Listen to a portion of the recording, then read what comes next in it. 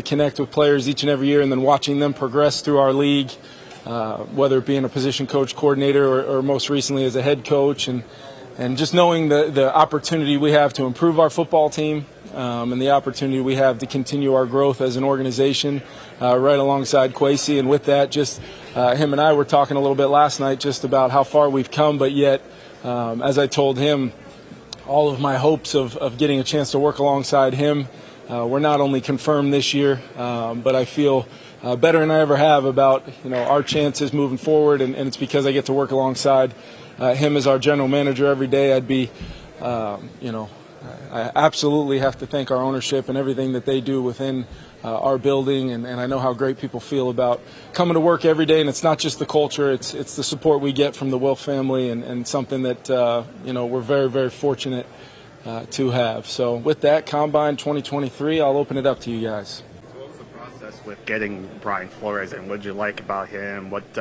How does he fit into the culture? How's all that going to work for you? How excited are you? He was a name I had kind of identified very quickly. Previous relationship going back a long time to when I had gone through this process and eventually became a rookie.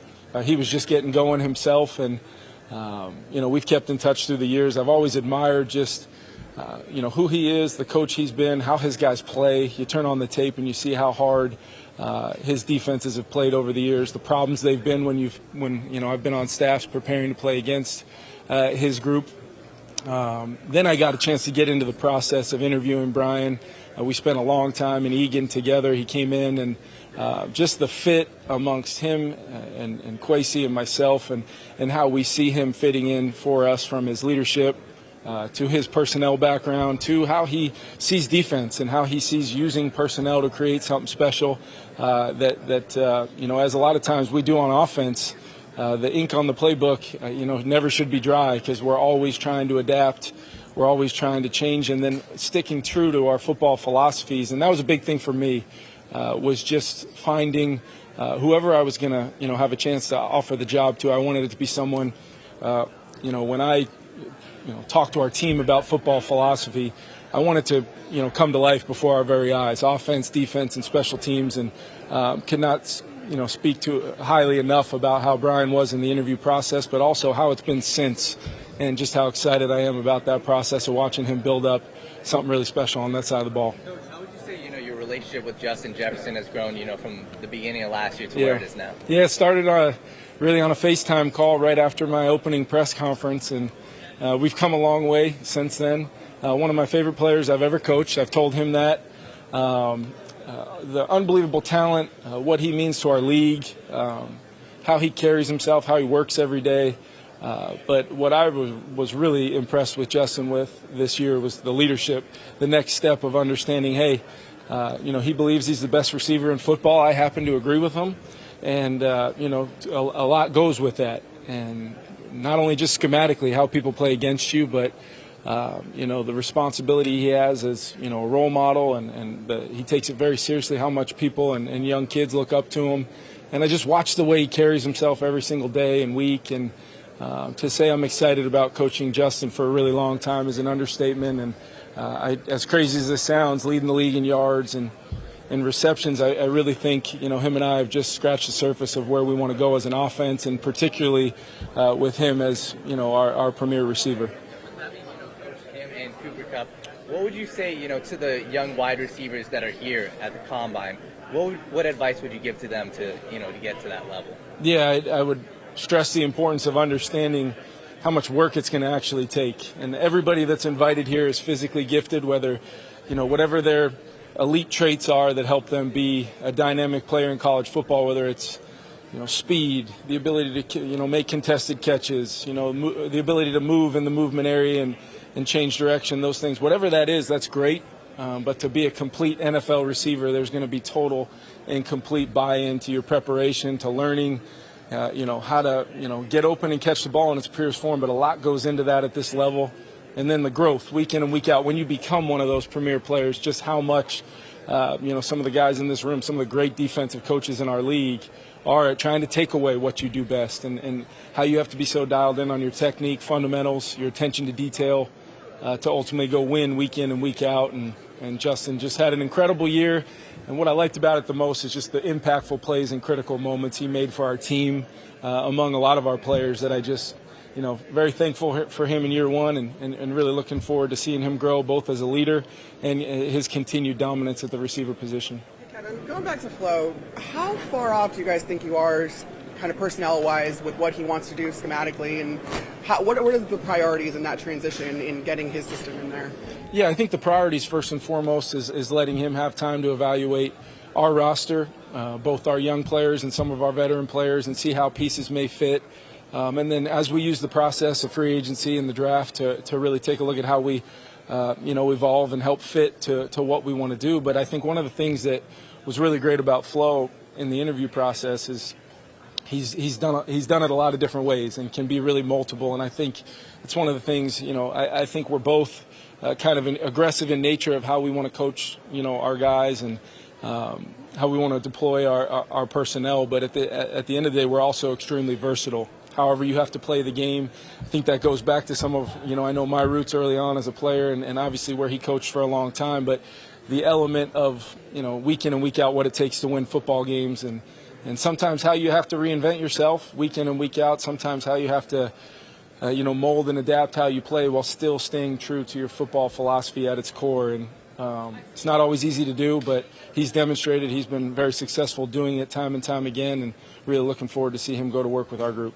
The NFLPA just released results of a survey of players on all 32 teams, Yeah. finding them about staff and facilities, nutrition, team travel. Vikings came in number one. What does that mean to you? And just can you talk about the place of player wellness in the culture you're trying to build? It's a huge priority for us, Tom. It really is. And one of the things that I look back on a year ago and I think about, using words like connecting with our players and the collaboration that goes into what, pro football should be at this level. It goes so much beyond those words, and people kind of chuckle sometimes. You use some of these cliche-like words. Well, they're not cliche when you go to work every day and try to join with a great group of people, great support staff at every level of our organization, and it's not a cliche when people make that their mission statement, to provide the premier place to go to work and improve both personally and collectively as a team in our league means a lot to us. And I think I mentioned it earlier, but I don't think you can say all that without thanking our ownership, our beautiful facility, both our training facility, our home stadium, one of, in my opinion, the best home atmospheres in our league. And then it's the people. Then it's, you talk a lot about culture. Culture is people, and it's something we strive to work on every single day. And I think our players feel that, whether it is the different elements that go into that survey, and I'm not particularly clear on a lot of the details of it. I can just say I'm not surprised, and thankful for our players and their communication with us to help make that happen. And like I said, I'd like to think we got we're only going up from here. So hopefully this is something you're asking me about every year at the Combine moving forward. Talking about wide receivers and evaluating them, how much do you see a push in trying to find running backs who can play wide receiver, tight ends who can play wide receiver? You see a few guys. I know it's not easy to find them, but do you see that guys with an eye looking for those guys? More players. I think it's skill sets. It's that receiver who is great with the ball in their hands. Hey, they got punt return in their background. Well, can we find different ways via the screen, via giving them handoffs? How are we going to continuously apply pressure using our personnel to attack people? And I think you're seeing it, the impact that running backs can have on the pass game, the impact that receivers have via, touching the ball behind the line of scrimmage in some capacity and then turning it into an explosive, playing the quarterback position is really hard. So anytime you can, have a breather type down where you're either handing off the football, flipping the football to somebody, throwing a screen out to the perimeter, and that turns into explosive yardage, that makes everybody's job a lot easier. So we're always, I would never want to speak for anyone else, any other coaches, but we're always looking for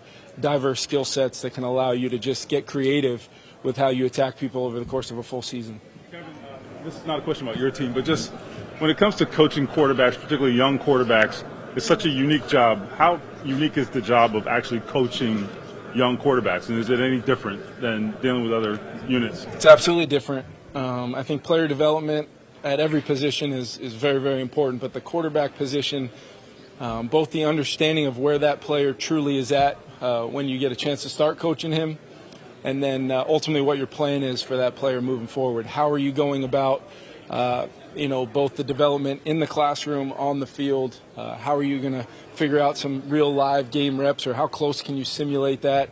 At myself as an offensive play caller, being the voice in a quarterback's head, you want to make sure that they get a lot of reps at that, never miss an opportunity to communicate at a level that they can then come to expect moving forward. And then the hard evaluation process that they go through of understanding the only way that they're going to improve is through hard work and understanding that accountability factor to what their goals are. A lot of guys come here and say they want to start in the NFL day one. They want to start every game, lead their team to the playoffs, win a Super Bowl. A lot goes into what it takes to do that, and the type of environment you can put around that young player is huge, especially early. And then what is it going to look like moving forward for that player is very, very important. And then the evaluation process of being coached hard, being able to take hard coaching, and then ultimately know that we're all out for the best outcome, which is hopefully a long-time starter in this league. And the makeup is critical, right? Makeup's huge. But how hard is it to evaluate that makeup, in this setting, right, or the pre-draft setting? Yeah, I think that's where you rely a lot on, both your personnel departments and the relationships you have, but then the opportunities we do get to connect with the player and learn kind of how they've been coached, what their background is, what are their goals, what are their aspirations, what matters to them away from the game. What is their family situation like? Are they coming to you married with children, or are they single and trying to find somebody? There's a lot that goes into all that, and you can just start to really decide both with the physical traits that matter, and I think maybe those differ team to team, but once those core things are figured out by a team, you can really start there and work your way off of that. As a first-time head coach and faced Giants twice this season, what have you seen from Brian Dable as he's kind of grown into that role? Yeah, I've known Dave's for a long time, and it was just really, having attempted to go in and I don't want to say change, just create a culture that you hoped would help develop a winning formula that sustains over a long period of time. You saw him do that. You saw him. You just hear the way his players talk about him, both him and his whole entire coaching staff. And I think the world of Dave's, and both as a football coach, X's and O's, but also what really matters to him and how he goes about his business every single day. And it's not a surprise to me to see them do as well as they did this year.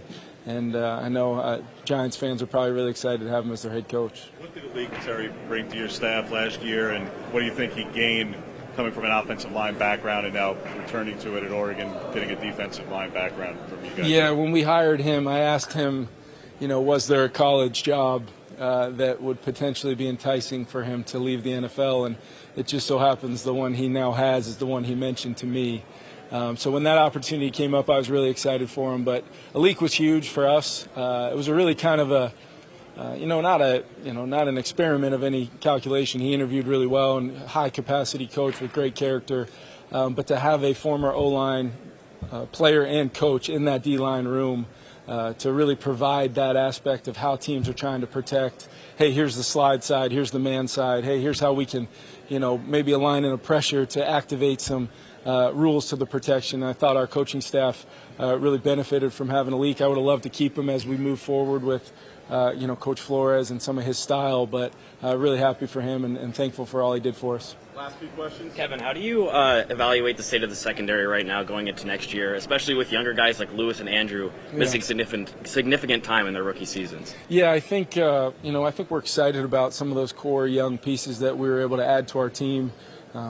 Lewis is in a great spot right now. He is well ahead of his rehab process. I see him. It's unique to see a player every single day this time of year at the facility, but that's been Lou. Been in my office a bunch asking, hey, when do we get started? Have you set the schedule for OTAs? What's training camp going to be like? I said, just hold on, man. We're going to be just fine. But he's doing a great job. Really excited about Lewis and his mental growth through, how he handled the adversity of that injury, stayed connected with his teammates, and ultimately, hopefully, this is just going to be a small bump in a great road to Lou becoming the player he's going to become. But those young players combined with our veterans, it was a unique room in a lot of ways. I thought Durante did a great job with that group and dealing with some injuries, bringing in a guy like Duke Shelley, having the great veteran presence we did in Patrick Peterson and Harrison Smith to go along with the rest of our core group at safety, which we really, really like.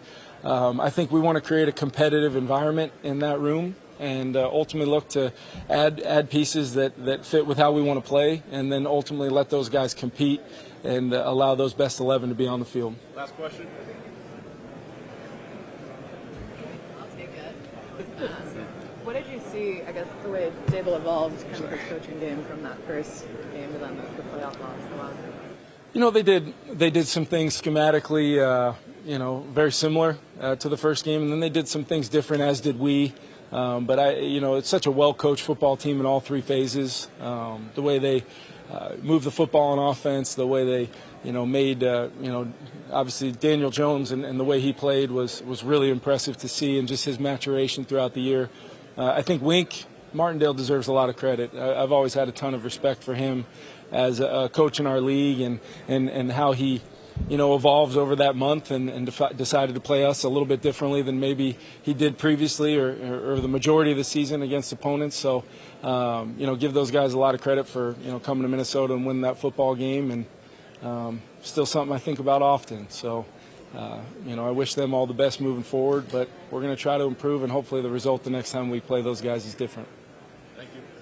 Thanks, guys.